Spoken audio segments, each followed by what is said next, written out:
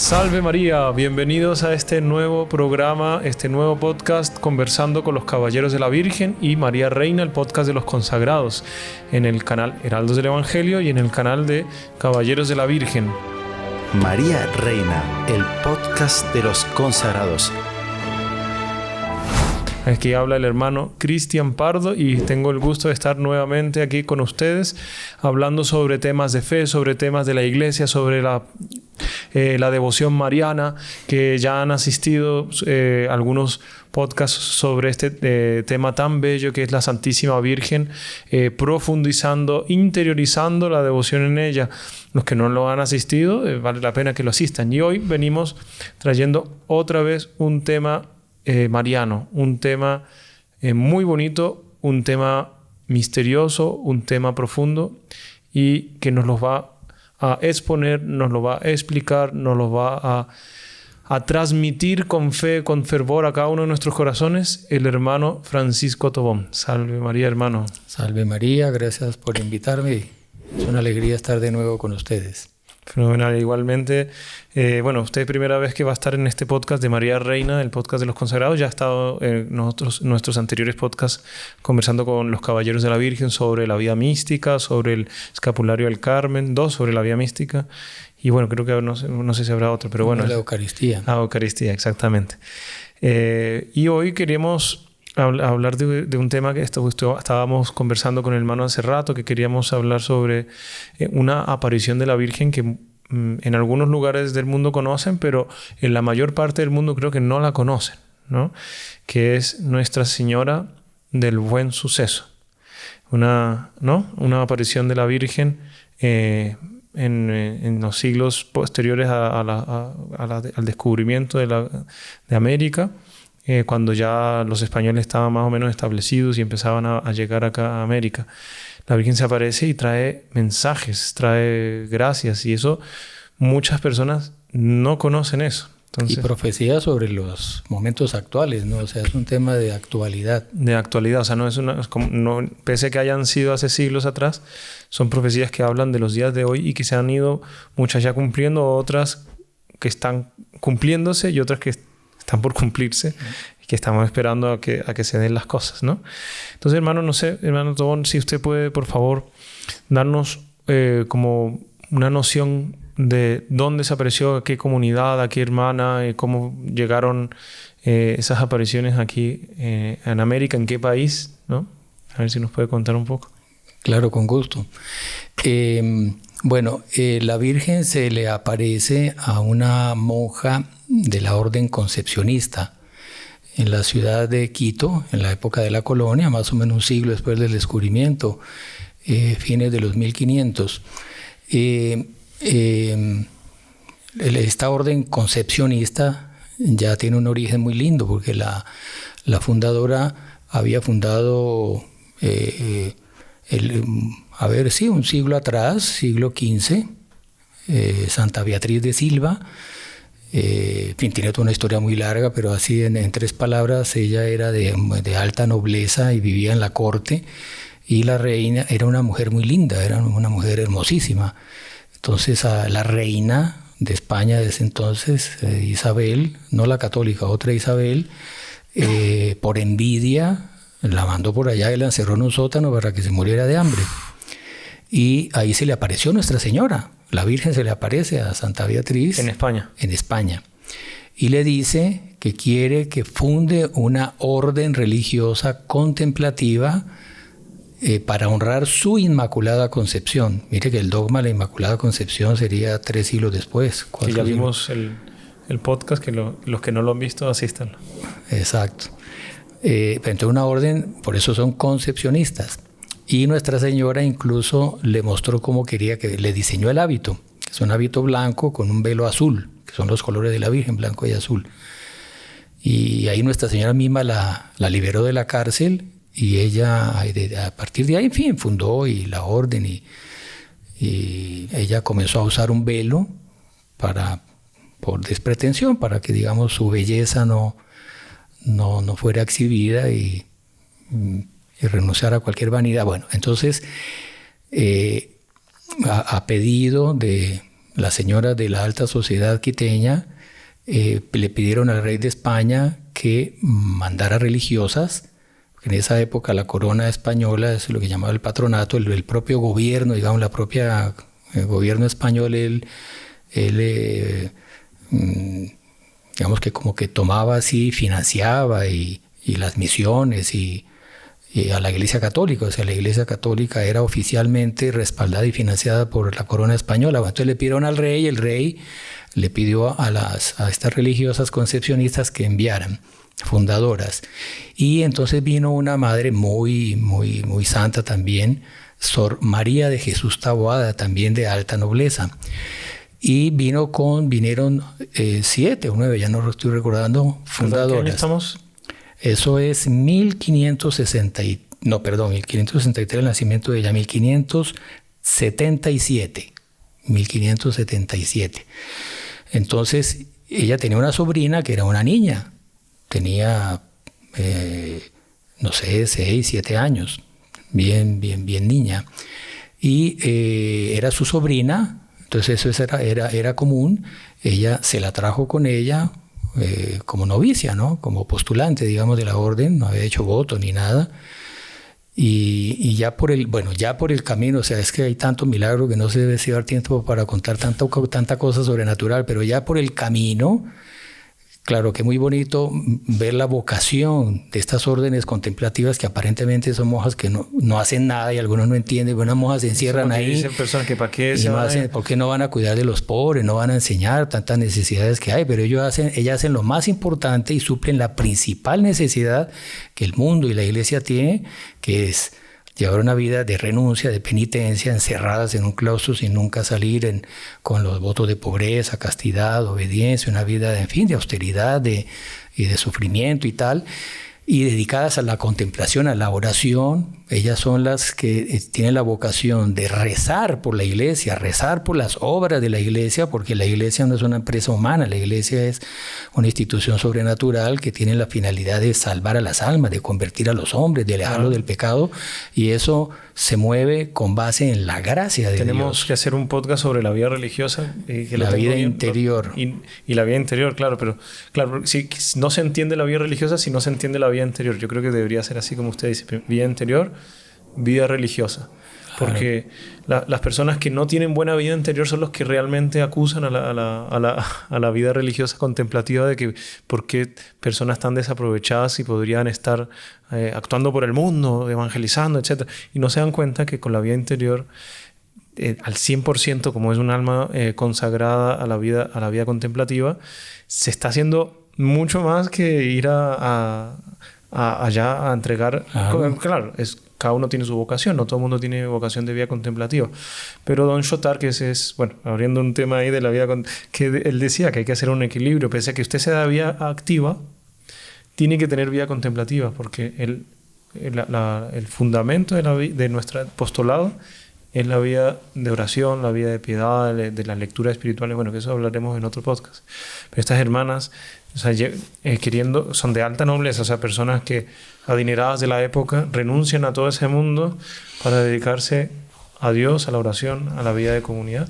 Espectacular, ¿no? Y después venirse de un país que en la época era Europa a América, que América no tenía las comodidades que ahora se tienen, era heroico. Claro, un acto de renuncia.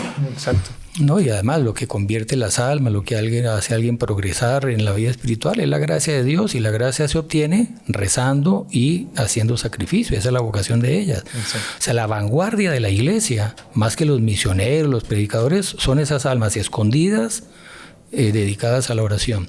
Entonces, en esa época había mucho más sentido católico de las cosas, esa visión sobrenatural, y por eso en Quito piden para que esa obra de evangelización que estaba siendo realizada aquí en América tuviera un desarrollo completo, que vinieran esas monjas para rezar y pedir por estas colonias, ¿no? Para que la evangelización fuera fecunda. Bueno, entonces el demonio, teniendo muy claro eso y viendo que ese monasterio que ellas venían a fundar en Quito iba a ser un fortín que iba a desbaratar los planes del demonio en estas tierras, entonces el demonio, ya furioso, quería evitar esa fundación. Entonces, en medio del mar, el propio demonio produjo una tormenta feroz. Y Sor Mariana, que ya desde niña fue una gran mística, tenía visiones, revelaciones, en fin, vamos a ver un poco. Ella vio al demonio. Entonces vio que era Sor Mariana, ¿cuántos años tenía más o menos cuando fue jovencita o ya mayor? Tenía 9 años. ¿9 años ya para el convento? 9 años, imagínense. En la época se entraba chiquitito. Sí, eso era común. Santo Tomás de Aquino, no entró, pero fue a ser educado desde los 5 años. Sí, cuenta la historia que él andaba por el monasterio hablando con los monjes, preguntando varias cosas ya de teología desde los 5 años. Preguntaba a los monjes, ¿quién es Dios? ¿Quién es Dios? Tan fácil de responder eso. Y fue su pregunta durante toda su vida. Bueno, sí. Otro tema bonito del Santo Tomás. Pero entonces ella vio una serpiente de 7 cabezas enorme produciendo la tormenta y tratando de hacer hundir el barco donde ellas iban, ¿no? Para que no llegaran a buen puerto. Y ahí entonces comienzan todas las monjas a rezar y comienza ella a rezar. Y bueno, no solamente a rezar, sino que ella tuvo un carisma exorcístico también. A lo largo de la vida ella hizo cantidad de exorcismos a monjas de la propia comunidad que a veces eran perturbadas por el demonio. Interesante, una exorcista que no era sacerdote, ¿no? Era una monja. Bueno, era por su virtud, por su oración. Hizo exorcismo, se veía el demonio ahí perturbando y rezaba y increpaba al demonio. Entonces ella empezó a rezar y a pedir a Nuestra Señora. Y ve que aparece Nuestra Señora con el niño en los brazos y Nuestra Señora sosteniendo el niño en su brazo izquierdo y en la mano derecha con una cruz. Una cruz. Una visión que tuvo. Sí. De una cruz grande, y esa cruz el niño Jesús también la sostenía, la Virgen y el niño Jesús sosteniendo la cruz, y la parte de abajo de la cruz era una lanza, y Nuestra Señora va y con esa cruz lanza se la entierra al demonio, y ahí el demonio sale, en fin, exorcizado y se calma la tormenta. Bueno, a partir de ahí la orden concepcionista, bueno, por lo menos aquí en América, creo que en España también adoptaron esa aparición de la Virgen, es el escudo de ellas. Sí, aparece la Virgen con el niño y la cruz con la lanza al demonio. Ella usa un escudo bonito, así repujado grande, aquí un medallón en el hábito, ¿no? Ese es el escudo de ella, por esa aparición, que la vio ella. Entonces ya uno ve ya los fenómenos sobrenaturales. Y bueno, ahí llegan, hacen la fundación ahí en Quito, y en el año... Bueno, ella tuvo cantidad de visiones, ahorita vamos a ver algunas, profecías, o sea, la cantidad de dones que ella tuvo increíble, tenía discernimiento de los espíritus, curaba enfermos, en fin, toda la vida ella fue llena de fenómenos así sobrenaturales impresionantes, y entonces fundaron, y el monasterio lo fundaron en la plaza central de Quito. Hasta hoy en día existe, porque Nuestra Señora... le prometió a Sor Mariana que ese monasterio iba a existir hasta el fin del mundo y que siempre en ese lugar iba a haber algún alma santa. Y que a pesar de que iban a haber gobiernos y poderes contrarios que iban a querer acabar ese monasterio, sacarlo de ahí y tal, que ahí iba a permanecer hasta el fin del mundo. Y ahí está hasta hoy en día. Y hubo gobiernos anticatólicos que trataron de expropiarlo, trataron de sacarlas de ahí, o sea, pasaron por... Y ahí está. Hubo un incendio que ella lo vio. En fin, voy contando cosas que me van apareciendo. Ese monasterio está en el centro de Quito. Está en la plaza principal. Hoy en día la Plaza de la Libertad está separado por una calle del Palacio Presidencial, Carondelet, que es el Palacio Presidencial. Está la catedral, Palacio Presidencial. Y ahí en esa... Sí, separado por una calle del Palacio Presidencial. Entonces, por ejemplo, ella este siglo XVI, XVII, ella tuvo una de las tantas visiones proféticas. Ella vio que en el siglo XIX, y eso se cumplió después, que en el siglo XIX el demonio iba a querer incendiar el monasterio, y de hecho el demonio incendió la iglesia se incendió, y ella veía a los demonios azuzando el fuego, y ella preocupada con el Santísimo Sacramento, ella teniendo la visión profética, ¿no? Lo que iba a pasar, empezó a rezar para que y ahí apareció un soldado inspirado que se metió en medio del fuego y no se quemaba, entró, abrió el sagrario, sacó el Santísimo y pasó en medio del fuego y no le pasó nada, pero la iglesia se quemó. Tocó después... Pero hubo un milagro eucarístico. Sí, o sea, el soldado pasó en medio del fuego y no le pasó nada, ¿no? Y era por las oraciones de ella vio eso 3 siglos antes, ¿no? Bueno, y ahí... en el año 1594, ellas llegaron en 1577. En el 94 ya ella había hecho, hizo la primera comunión muy niña. Ya cuando hizo la primera comunión hizo su voto de castidad, privado ella. No oficial, es diferente, ¿no? El voto oficial, o sea, el voto privado y el voto oficial. Es una promesa particular de la persona que... privada, pues, ¿no? Sí. Porque voto tiene que ser delante de una autoridad eclesiástica, voto solemne, digamos. Exacto. Pero una promesa eso, voto particular. solemne y voto particular, sí. Y el día de la profesión religiosa, cuando ya hizo los votos propiamente, profesó como religiosa. Ahí también tuvo una visión. Sus padrinos fueron la Virgen y San José. Apareció Nuestro Señor de 33 años. Nuestro Señor le puso un anillo, porque claro, bonito, porque cuando las monjas hacen sus votos, ellas se casan con Nuestro Señor Jesucristo. Jesús, exacto. Entonces por eso ellas se visten de novias. Ellas antes de ponerse el hábito en la ceremonia se visten de novias, van, hacen sus votos, que es voto de fidelidad a Nuestro Señor. O sea, se están casando con Nuestro Señor como esposas.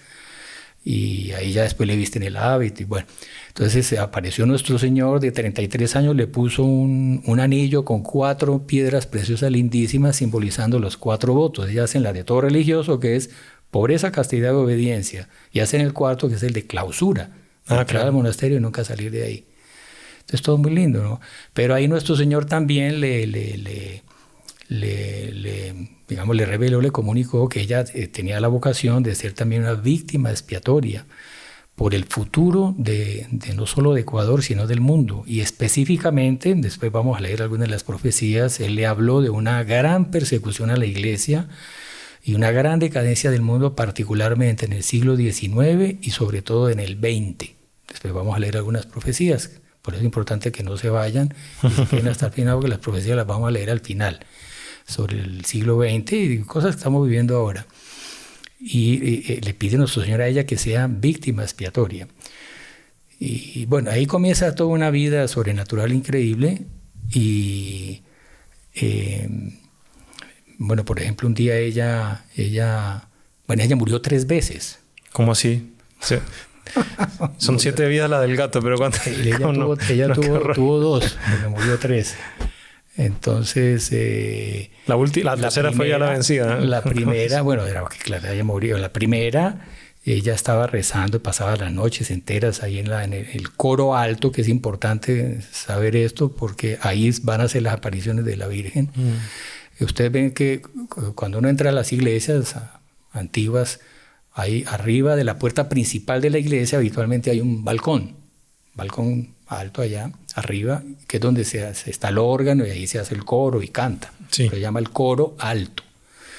Y ahí está el coro bajo, que es al lado, ya propiamente abajo del altar. Sobre todo estos monasterios, como ellas son de clausura, ellas asisten a la misa por una reja.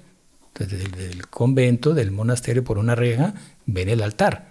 Entonces es el coro bajo, donde están las monjas abajo y ahí cantan, asisten a la misa. Y el coro va, bueno.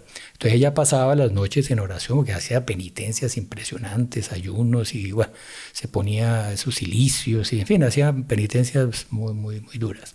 Entonces, y pasaba noches así en vigilia rezando. Usted estaba rezando y de repente ella ve que se aparece Nuestro Señor agonizante en la cruz y le comunica lo que yo ya conté, que iba a haber una gran decadencia y que ese monasterio que tenía la vocación de ser almas santas, que atrajeran bendiciones del cielo, repararan los pecados del mundo, evitaran de esa manera los castigos, que dentro de ese convento también iban a haber almas relajadas, iban a haber almas justas, santas, pero también tibias y no solo tibias, sino hasta personas malas, que le iban a hacer mucho mal al propio convento.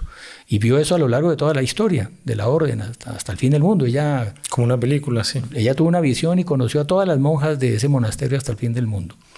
Pero bueno, ahí ve Nuestro Señor y sobre todo Nuestro Señor sufriendo y padeciendo por los pecados de la humanidad en el siglo XX. Estamos ya en el XXI, más o menos lo mismo, la misma época histórica, digamos. Y ve que sobre Nuestro Señor están 3 espadas como que amenazando a Nuestro Señor de caer sobre él. Y esas espadas tenían 3 nombres, que era la herejía, la blasfemia y la impureza, que serían los 3 pecados que caracterizarían esa decadencia del mundo en el siglo XX. Herejía son los errores doctrinarios, ¿no?, dentro de la iglesia. Y hoy en día eso infelizmente es muy común. Sí. Autoridades de la iglesia que enseñan doctrinas que no tienen mucho que ver con el magisterio. Blasfemias. Hoy en día, ¿cuán corriente no es eso? Las blasfemias y la impureza, o sea, los pecados de la carne, ¿no?, la relajación de costumbres. Entonces, nuestro Señor le dice a ella que si ella está dispuesta a asumir en ella esos padecimientos de él por esos pecados, para ayudarlo a sufrir, a reparar eso, y ella acepta. Y ahí esas 3 espadas se le clavan en el corazón y cae muerta. Murió. Hasta el otro día por la mañana ven a la monja, la encuentran ahí muerta en el coro. Se reúnen a rezar ahí en la mañana al oficio y la encuentran muerta, tiesa ahí, fría. Entonces, bueno, la bajan, la ponen en el funeral. ¿Le hicieron el funeral? Claro, la ponen abajo en la capilla, el ataúd, toda la cosa. Vienen los padres franciscanos, que eran los capellanes de ella. Ellas se consideran las concepcionistas una rama de los franciscanos, porque ellas, Santa Beatriz de Silva, que les conté, ella adoptó la regla franciscana. Ya no me acuerdo si fue la misma Virgen que le dijo, las autoridades de la iglesia le dijeron no. Ellas, así como hay clarisas que tienen la regla franciscana de clausuras, también ellas siguen la misma regla. Por eso ellas usan ese hábito blanco con azul, el velo, y el cordón blanco franciscano, con los 3 nuditos. Entonces, bueno, yo perdí la... ¿Que se le hicieron el funeral? El funeral, claro, estábamos... Entonces vinieron los padres franciscanos, el superior, vino el superior con un fraile, Fray Diego, que era muy amigo de Sor Mariana. Y entonces estaban ahí rezando por la difunta y tal, y Fray Diego se queda dormido. Resulta que no era dormido, sino que estaba en éxtasis. Ay. Y Sor Mariana, entonces en éxtasis el Fray Diego comienza a ver lo que le estaba pasando a Sor Mariana. Entonces Sor Mariana murió, se fue al juicio de Dios, delante del tribunal, y nuestro Señor le presenta 2 coronas. Le presenta una corona de rosa lindísima, que era de la gloria, ese le había ganado. Mire, aquí está su corona de la gloria, usted se salvó ya. Si quiere, se queda aquí en el cielo. Y le mostró otra de espinas. Ahora, si tú quieres seguir sufriendo por mí y por la orden tuya y por ese mundo del futuro que va a sufrir, que va a decaer tanto y tanto, si tú quieres seguir sufriendo, escoge la de espinas. Entonces ella escogió la de espinas. O sea, escogió seguir viviendo para seguir sufriendo y seguir padeciendo por la orden y por ese mundo futuro que iba a decaer tanto. Entonces ella ahí resucita. Pero entonces en medio de todo esto, el Fray Diego estaba viendo eso y el Padre Superior lo ve dormido, entonces lo regaña. Fray Diego, ¿cómo se le ocurre usted aquí durmiendo? Váyase para el convento. Y lo mandó para el convento. Entonces él, santa obediencia, no dijo humilde, y se fue para el convento. Él estaba en éxtasis. Entonces a cierta altura la Madre Mariana abre los ojos y se levanta. Entonces todo impresionado, pues, ¿qué es esto? Milagro, y resucitó, ¿no? Resucitó porque había escogido la corona de sufrimiento. Entonces vamos a hacer ahora, ya sabiendo qué camino escogió Santa Mariana, vamos a hacer una pequeña pausa para seguir escuchando esta maravillosa historia de las apariciones de Nuestra Señora del Buen Suceso. No se despeguen. Su familia se ha consagrado ya a la Santísima Virgen. Pues ha llegado una ocasión muy especial. En este comienzo del 2023, venga y participe en este curso en línea y gratuito de preparación para la consagración. Ya están abiertas las inscripciones y he reservado una plaza para usted y su familia. Nuestra Señora le ha reservado un lugar en su corazón. Únase a los cientos de miles de familias que ya han hecho esta consagración. Es la misma que hicieron San Juan Pablo II, Santa Teresa de Niño Jesús y muchos otros santos más. Cuento con usted. Haga clic en el botón y participe.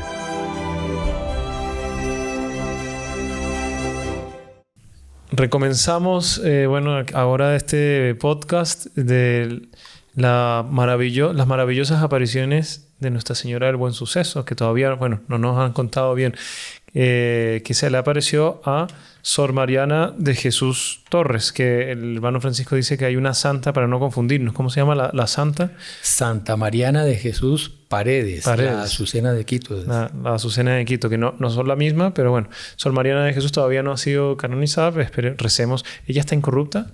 Están las 7 fundadoras, están incorruptas. Y le cuento un milagro increíble ya en el siglo XIX, que hubo unas revoluciones ahí anticatólicas y la chusma empezó a penetrar, a derrumbar las puertas del convento. Entonces las madres asustadas cogieron los cuerpos de esas fundadoras que estaban, en fin, en unas vitrinas por ahí incorruptas, preservadas.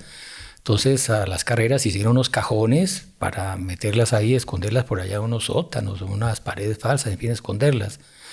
Y en fin, todas las monjas las fueron metiendo las cuerpos incorruptos, y había una que no cabía. Le quedó pequeño y ya la chusma estaba entrando, entonces no había tiempo. Entonces la superiora le dice a la muerta: Madre fulanita, en nombre de la santa obediencia, recoja los pies para meterla en la caca. Y ahí la monja muerta recogió las piernas y la metieron en el cajón. Y hasta hoy en día están ahí las 7 monjas incorruptas. Qué impresionante. Bueno, y quería comentarles, esta historia la estamos sacando de un libro de 3 tomos que se llama La vida admirable de la Madre Mariana de Jesús Torres y Berriochoa, escrita por el padre Manuel Sousa Pereira. Ese padre es un franciscano que era militar. Él vive como 2 siglos después de la muerte de Mariana, Sor Mariana. Él era militar y Sor Mariana se le apareció sin él conocer nada, ni sabía de las concepcionistas. Se le apareció una monjita con ese hábito blanco azul y le dijo que tenía vocación de franciscano. Y ahí él fue a los franciscanos para entrar. Era militar y dejó la vida él era militar. Portugués, creo. Y ahí habló con el superior y le contó lo que había tenido, la visión de esa. Entonces, blanco y azul, esos son concepcionistas. Y en Quito hay una, la orden lo mandó a Quito y terminó siendo capellán de las monjas. Y él leyó el libro original de la vida de ella, que es mucho más extenso y mucho más detallado. ¿Y ese libro se consigue? No, le llaman, él mismo le llama el cuadernón. Él hizo un resumen aquí de lo que él había leído. Y ese cuadernón, que es la biografía completa, fue escrita por el padre Anguita, Francisco Anguita, que había sido el confesor de Sor Mariana. Él conoció, ella le contaba todo a él. O sea, ese es el testigo de primera mano, ¿no? Entonces, y está profetizado, incluso la misma Virgen profetizó que ese libro se iba a perder, ese original se iba a perder. Y que en el siglo XX un alma santa iba a descubrir ese libro, y la vida de Sor Mariana y la devoción a ella y la historia de que vamos a contar todavía, de las apariciones del Buen Suceso, de la Virgen del Buen Suceso, iban a ser difundidas y conocidas en el siglo XX. Y que eso era, digamos, la señal de una próxima conversión, digamos, del mundo, de esa decadencia en que caería. Y de hecho fue así, ¿no? Este libro se volvió a encontrar, o sea, este resumen del libro se me volvió a encontrar. Sí, pero acuérdate que no es el original. No es el original, este es un resumen del cuadro. Resumen del libro. Igual hubo algo parecido, el fundador. Este libro se difundió gracias a Monseñor John Cla Díaz. Ah, ¿sí? Porque Monseñor John Cla, algunos de la comunidad nuestra, que fue los primeros que fueron a Quito para en la década del 70, en fin, conocieron mire que la devoción a ella últimamente se ha conocido un poco más. En el propio Ecuador no era muy difundida. Nosotros la hemos difundido mucho allá y en el mundo. Y en fin, esos primeros que fueron conocieron del Buen Suceso y conocieron las monjas y empezaron a escuchar esas historias y tal. Y Monseñor John Cla, en esa época no era ni padre, él viajó a Ecuador. Y en fin, es una historia larga que no podemos contar aquí, pero hubo varios también hechos así sobrenaturales. Llegó a la medianoche, empezó a rezar en torno del convento para que Nuestra Señora lo iluminara a ver cómo conseguir los documentos de las profecías y todo de la Virgen, que el doctor Plinio quería conocerlas bien en detalle, por eso fue que él viajó y dice que rezó un rosario en torno del monasterio, como los judíos en torno de las murallas de Jericó, y cuando terminó de rezar el rosario se acercó a la puerta, por de noche, a alta hora de la noche, se arrimó a la puerta y la puerta se abrió. Las monjas estaban, no sé, en vigilia, alguna cosa, y estaba abierto. Y ahí pudo entrar y la Virgen del Buen Suceso estaba ahí en el altar y tal. Bueno, luego él empezó a hablar con las monjas y que dónde podía conseguir la historia y las profecías. Entonces una monjita, la superiora, estaba enferma en otra ciudad, entonces él fue a la otra ciudad, empezó a preguntar por la monjita, que era la superiora, y entonces ella, que estaba en esta otra ciudad, imagínense, él ni sabía la dirección, entonces llegó allá a preguntar. Entonces, no, perdón, en esa otra ciudad era donde tenían el libro. Pero entonces la superiora de esa otra ciudad se había venido para Quito. Ella era la única que podía autorizar a que le sacara copias a ese libro. Entonces él tuvo que volver a Quito y por el centro empezó a preguntar, que estaba enferma y había venido al médico. No había venido al monasterio de Quito, sino al médico. Entonces estaba en una casa de familia y no sabían la dirección. En esa época no había Waze, ni había Google Maps, ni esas cosas. Entonces empezó a dar vueltas por el centro de Quito preguntando, ¿usted no han visto en una casa por aquí unas monjas de un hábito? Ah, sí, en esa casa. Fue y la encontró. Ahí estaba la superiora del convento de, creo que era Cuenca, la otra ciudad. Entonces ella dijo, sí, yo le autorizo. Entonces volvió a Cuenca y en la época que en esas fotocopias antiguas que se demoraban una eternidad y, en fin, logró sacar las copias de este libro. Yo me acuerdo, tenemos ahí las copias, son así en manuscrito, escrito a mano, por el padre Sousa. El original es que mostrarlo después. Esta la editó una fundación. Entonces esta editora quiteña, Jesús de la Misericordia. Exacto, por si lo quieren conseguir. Sacaron esa editorial y la librería espiritual. Pero bueno, hermano Francisco, a ver si nos puede contar. Ya nos contó una de las muertes de la hermana, o si tiene que contarnos algo más sobre los milagros de Santa Mariana para ya entrar propiamente en la aparición de la Virgen, que es el tema de nuestro podcast. Sí, yo creo que entremos en la aparición de la Virgen. La segunda muerte fue que ella, o sea, Nuestra Señora, la primera aparición en la cual ella le pide, se aparece Nuestra Señora y le pide que haga la imagen. Lo que voy a contar fue el 2 de febrero, fiesta de la Candelaria. Y se apareció varias veces 2 de febrero, se apareció como 3 veces porque ella hablaba con el obispo para mandar a hacer la imagen, el obispo no le ponía cuidado, entonces, en fin, o 3 veces se le apareció haciéndole el mismo pedido y siempre era el 2 de febrero. Entonces la primera fue el 2 de febrero de 1594 y la última fue en 1599, siempre el 2 de febrero, se apareció como... Que es la fiesta de la presentación del Señor. La fiesta de la presentación, Nuestra Señora de la Candelaria. La Candelaria porque trae la luz al mundo, ¿no? Pues lleva a la Virgen con una candela, que era el ritual del Antiguo Testamento, la presentación del niño en el templo, ¿no? La Virgen de las Candelas, la Candelaria. Bueno, el asunto es que ella está, en las 3 ocasiones es algo, digamos, parecido. En una le dijo una cosa, a otra, pero varía muy poco.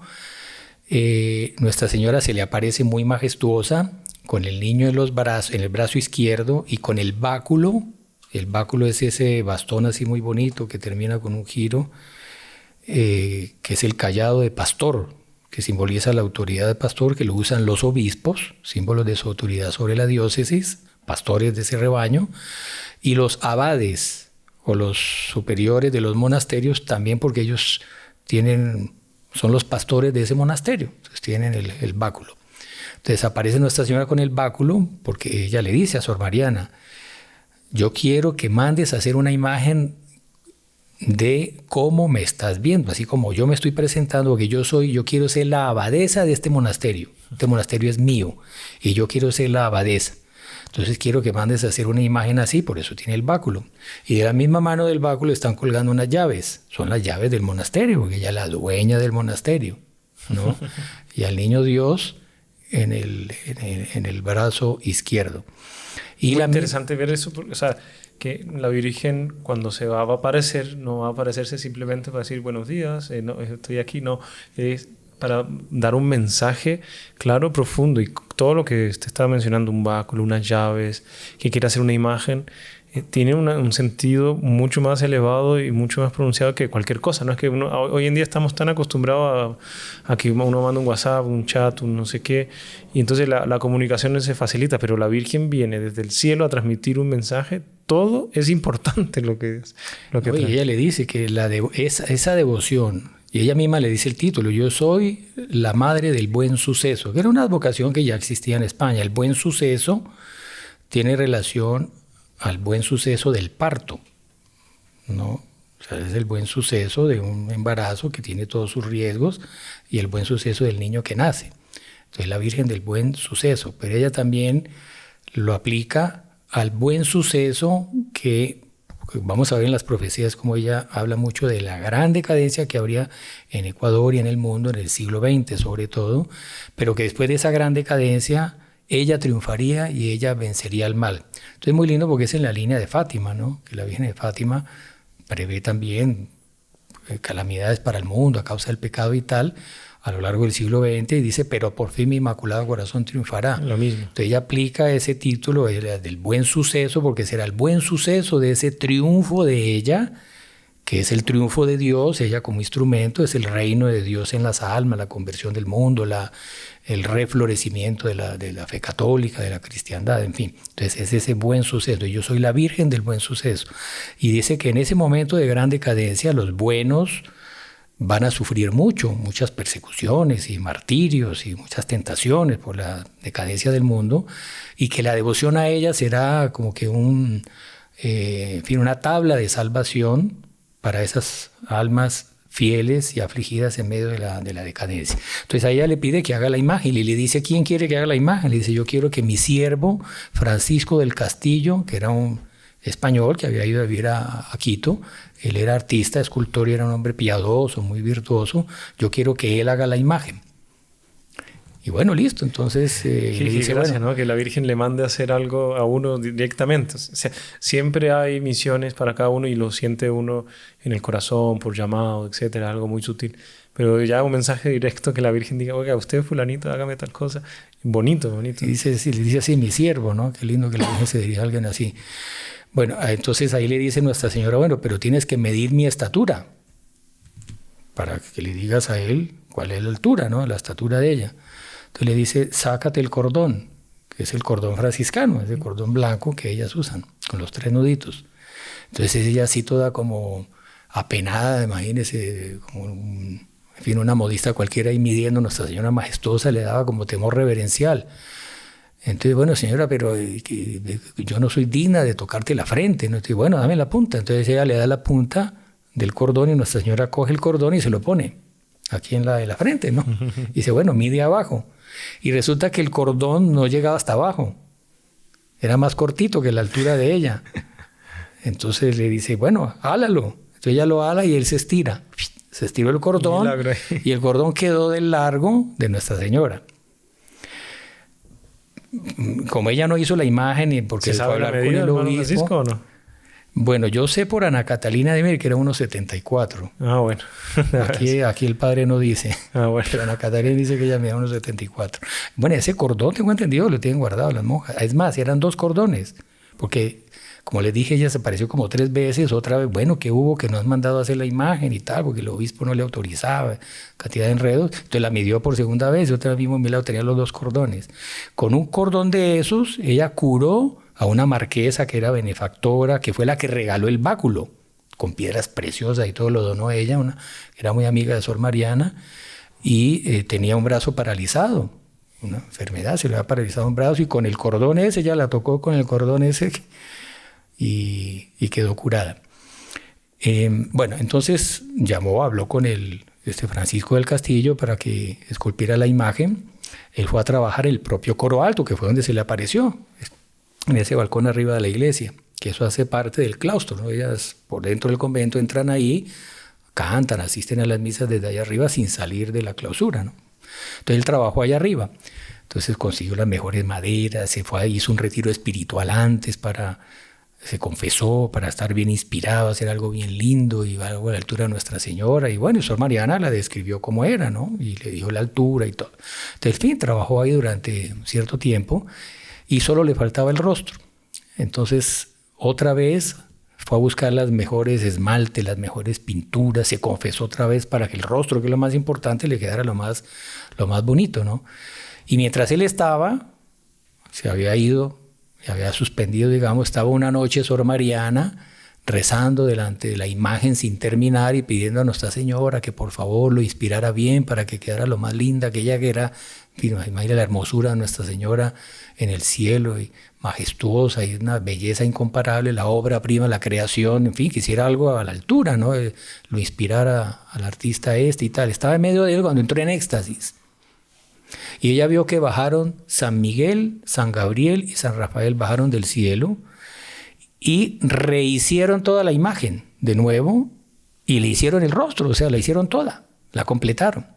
Y en el momento en que la imagen quedó completa, la imagen cobró vida, o sea, como que Nuestra Señora penetró en ella y le dio vida a la imagen, y Nuestra Señora cantó un himno muy lindo a la Virgen, que es el Salve Sancta Parens. Salve Sancta Parens, que es un canto gregoriano, un himno a la Virgen muy lindo, y la Virgen cantó, ¿no?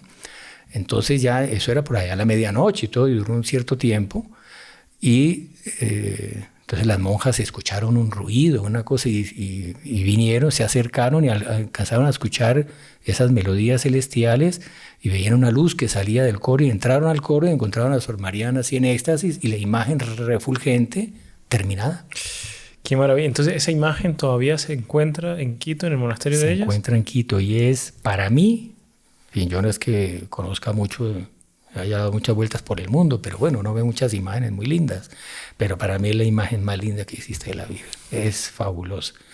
Que a la vez que es majestuosa, se ve ya una mujer, ya Nuestra Señora madura, no se ve tan jovencita como Fátima, que uno ve que está más jovencita, Nuestra Señora ya, pero con lo que el Utopio llamaba la suma de las edades, o sea, con la sabiduría de la edad madura, con la inocencia infantil, y bueno, imagine la Virgen, ¿no? O sea, es de una belleza impresionante, a la vez que es muy majestuosa, muy reina ella, también muy dulce, muy atrayente. ¿Y es accesible para la gente? ¿Todo el mundo puede verla, acercarse? No, porque como ella es la abadesa, entonces ella permanece en el trono de la abadesa, en el coro alto, dentro de la clausura. Ay, no Pero hay 3 ocasiones del año que la bajan a la iglesia y ahí uno la puede ver. Entonces, para la novena del 2 de febrero, que es la fiesta de ella, o sea, 9 días antes, más o menos, 10 días antes la bajan para la novena. La bajan todo el mes de mayo, que es el mes de María, y la bajan todo el mes de octubre, que es el mes del Rosario. O sea, que si alguien quiere verla, tiene que ir a Quito o 9 días antes del 2 de febrero, o en mayo, o en octubre. Listo, nos organizamos y nos vamos todos los que están asistiendo a este podcast, hagamos un avión, buses, y nos vamos todos a visitar a la Virgen. No, es hermosísima. Estoy viéndola, ya cree sin problema de que le hicieron los 3 arcángeles. Bueno, además, el escultor llegó después, dizque a terminarla, y cuando llegó la encontró, dijo, y él escribió un certificado, y el obispo también escribió el certificado, esto yo no lo hice. Esto no es obra humana. Yo no esculpí esta imagen. Maravilla. Yo la dejé sin terminar y... Es un regalo de la Virgen, dejarnos una imagen de ella para saber cómo asemejarse a ella, cómo acercarse a ella. Qué bonito, hermano. Yo creo que ya vamos a tener que entrar ahora ya en lo que todo el mundo está esperando, porque se nos está acabando el tiempo. Yo conozco también muchos milagros y cosas, y creo que la hermana Mariana hubo una especie de guerras internas, etcétera, del monasterio, pero eso queda como para una próxima ocasión porque se nos está acabando el tiempo. Y queremos saber cuáles son las profecías que son para nuestros días, que usted nos dijo en el inicio, y que se ha cumplido, hay cosas que se han cumplido, o bueno, ¿qué es lo que la Virgen quiso transmitirnos? Bueno, mira, hay muchísimas cosas, pero bueno, yo voy a leer así como las cosas así más puntuales. Bueno, una cosa impresionante, ella a cierta altura, usted sabe que en las órdenes religiosas, bueno, hay un superior, hay un ecónomo, y hay un encargo que es muy importante, que es el del formador de los novicios o de las novicias. Se llama el maestra de novicias. Ella tuvo esa función incluso durante un cierto tiempo, y también fue abadesa varias veces, la eligieron y tal. Y ella veía, una cosa impresionante, ella veía algunas maestras de novicias que eran virtuosas, eran buenas, pero habían formado mal a las novicias.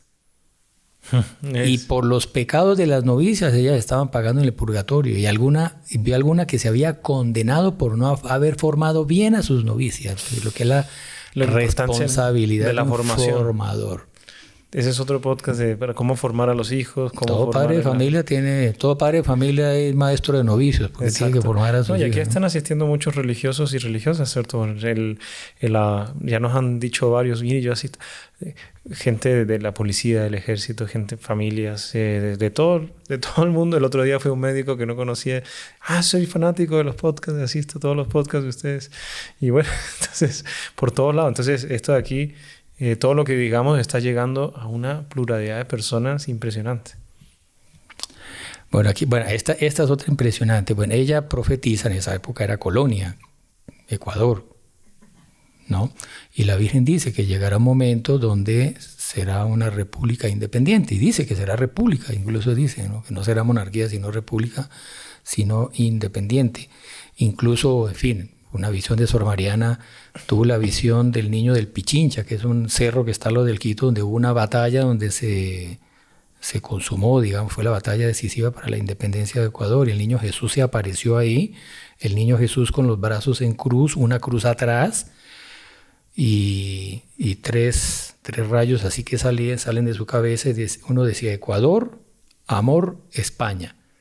En el fondo mostrando cómo no debía haber enemistad, digamos, entre España y Ecuador, que era normal que un país se independice, así como un hijo madura y se independiza de su papá. Exacto. Pero debe haber una relación de... Y eso es aplicable para todas las naciones. Filialidad. Pero bueno, aquí hace una... Me voy a leer aquí un trichito. Él dice...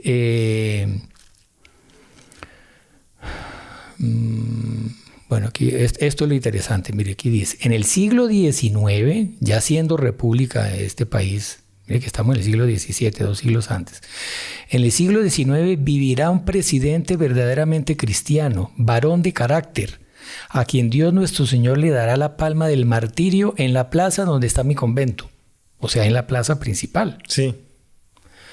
Él consagrará la república al divino corazón de mi Hijo Santísimo. Y esto se cumplió al pie de la letra. En el siglo XIX hubo un presidente católico del Ecuador, fue don Gabriel García Moreno, que fue un hombre virtuosísimo, que protegió a la iglesia, promocionó las órdenes religiosas y además el progreso material también del país. Él es muy calumniado, claro, por el enemigo de la iglesia. Pero el asunto es que él, en un viernes, una procesión de Viernes Santo, el presidente de la República, descalzo, cargó una cruz grande y pesada en la procesión, dando ejemplo con todos sus ministros, una cosa linda. Y ahí los enemigos de la iglesia ya quedaron furiosos con eso, ¿no? Y otros gestos que había. Por ejemplo, él escribió una nueva constitución para el país, y el primer artículo de la constitución, ¿sabe cuál era? ¿Cuál era? Las leyes, constitución son las leyes básicas de un país, ¿no? Entonces, artículo primero, creo en Dios Padre Todopoderoso, Creador del cielo y la tierra. El credo. Se puso... El primer artículo de la Constitución. Entonces, un hombre muy católico. Entonces, lo mandaron a matar. Entonces, él ahí una mañana, después de haber asistido a misa, estaba entrando al palacio presidencial, que como le dije, está ahí en la plaza, al ladito del monasterio. Por eso ya dicen, esta plaza de mi monasterio.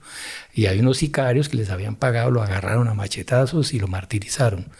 Y él murió gritando, Dios no muere, Dios no muere. O sea, a mí me podrán matar, pero Dios no muere. Entonces, impresionante. ¿Y 2 siglos antes? 2 siglos antes la Virgen ya lo había profetizado. Bueno, solo un paréntesis, no se olviden de, los que no estén suscritos en nuestro canal, se suscriban, dejar su like, hacer comentarios, compartir, porque todo esto ayuda a que las propias plataformas de video ayuden a propagar más este video y que más gente pueda tener esta información, esta belleza de devoción a la Santísima Virgen.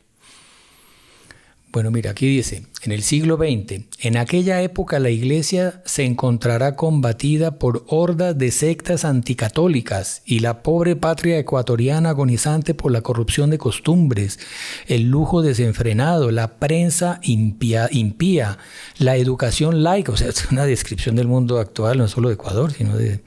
Campearán los vicios de la impureza, la blasfemia, el sacrilegio, en aquel tiempo de depravada desolación, y callando quien debía hablar. O sea, como hay autoridades que están obligadas a de hablar y no hablan, ¿no? Como dice el Evangelio. Pecados de omisión. Los perros mudos que habla el Evangelio, ¿no?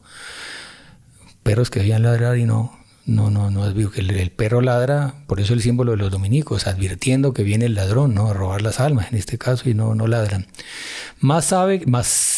Debes saber, querida hija, que cuando en el siglo XX se publique tu nombre, o sea, se conozca tu vida, muchos no lo creerán y exigirán de Dios lo que no quiere.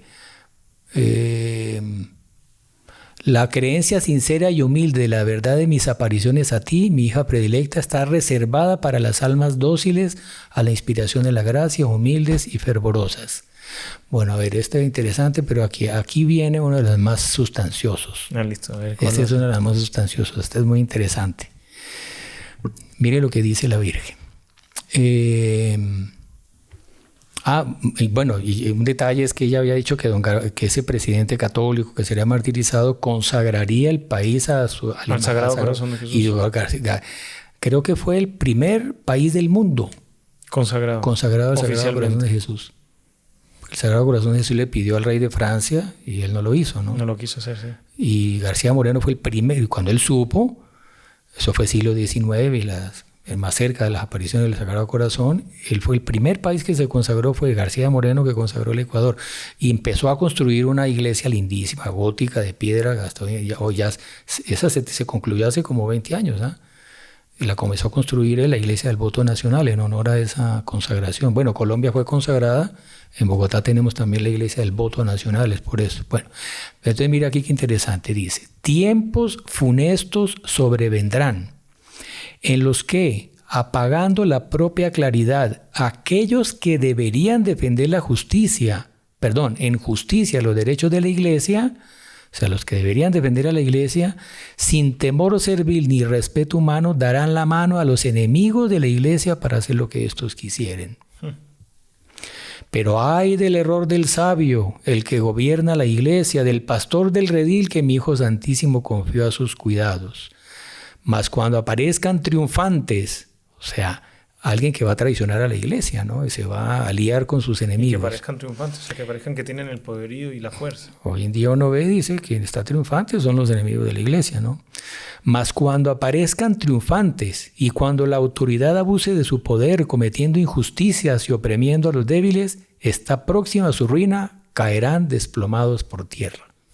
Impresionante. Es muy lindo porque es en la línea de Fátima, por fin mi Inmaculado Corazón. Y usted ve hoy en día se aprueban leyes horribles. No vamos a tratar aquí porque son todos temas polémicos, pero o sea, estamos matando a gente aprobado por la ley. Estamos, ¿cómo se llama? Los vicios todos en las redes sociales como si nada. Está el mundo así con los pies para arriba.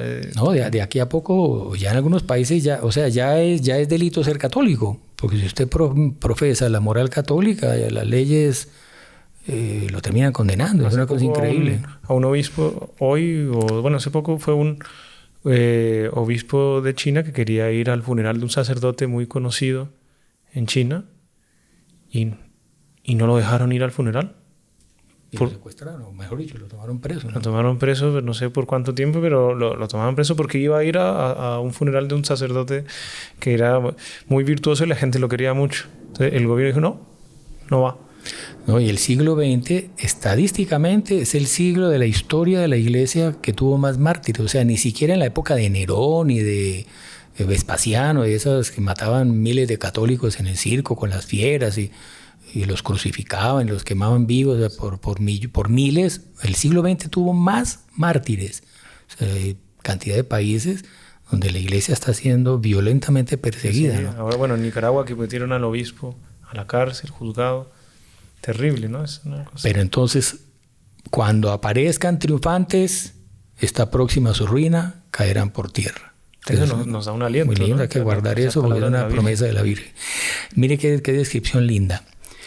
Aquí va a describir el mal desplomado, pero entonces el bien que florece. Entonces dice, y alegre y triunfante, cual tierna niña, resurgirá la iglesia y se adormirá blandamente en brazos de hábil corazón maternal de mi hijo elegido, muy querido de aquellos tiempos. O sea, habrá algún apóstol, Dios lo va a llamar a hacer reflorecer la Qué iglesia. bonito, ahí usted ve, porque está la promesa de nuestro Señor Jesucristo que la iglesia no es inmortal, que la iglesia no va a morir, que las puertas del infierno no prevalecerán contra ella.